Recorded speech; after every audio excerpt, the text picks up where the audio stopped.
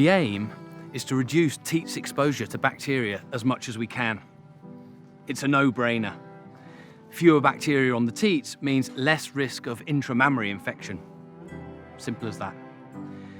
The same goes for the milking routine. It's really important that you train all your employees up to make sure that the skin and the tips of the teats are thoroughly cleaned before attaching the milking device.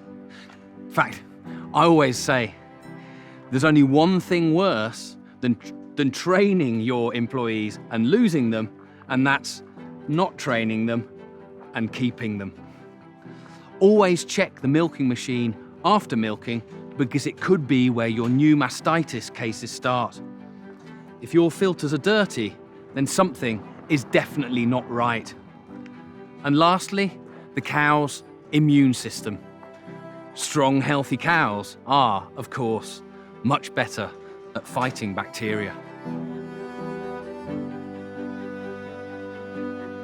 Livisto, along with you.